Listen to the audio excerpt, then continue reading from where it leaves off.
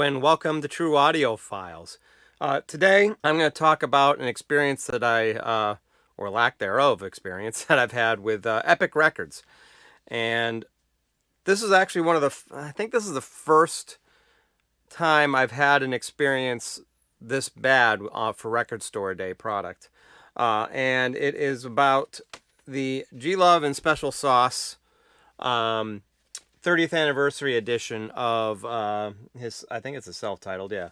I was really excited about this one. It's one of my favorite albums from that era, and it was going along great for a while, and then I think it's the second to the last song on side C. Starts at the very, very end. It starts to get this like thumping noise, and it even, I think, skips a little tiny bit. And it does that for probably 20-30 seconds.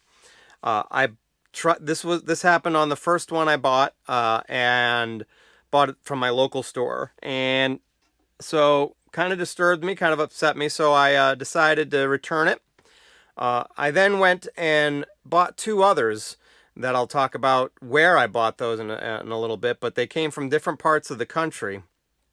And both of them had the same issue. So I bought one in Connecticut, one that came from Florida, and one that came from Texas. So they came from all over the place, not the West Coast, but all had the same issue. And unfortunately, the sad thing is they sound great besides that one flaw. So, and I brought up the fact that I was going to talk about where I bought the other two in a little bit later, because I have another complaint about that as well. So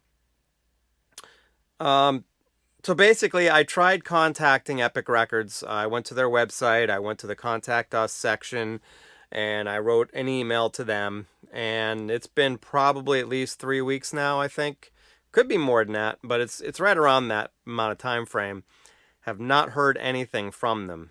Can't seem to find another way to get in contact with them. If you guys out there know of another way to talk to them, I would really appreciate finding that out from you. But this definitely seems like it's a issue with all of the pressings. I don't think there were a ton. I want to say there were like 3,000-ish or something like that were pressed. So I strongly feel that it's going to be on all of them, because I talked about this in an earlier video, and I had someone tell me that they had experienced the same problem on their record too. So it seems to be happening with all the ones I've heard about that people have actually listened to. So really frustrated. I'm really hoping I can get in touch with someone at Epic Records to try to get this righted. And so I can get a good copy if they exist. So I brought up earlier that I had bought two of them from a specific place because I still have the other two here. I bought them on the Record Store Day Marketplace, and I still have them because there's an option in the Marketplace to put a question in which I made the assumption that means that you're contacting the company that sold them to you. And on both of them, I'd said essentially the same thing, that I have this issue with this record, and I'm wondering if you guys have had any other issues with them, and wanted to see about seeing what I can do about this.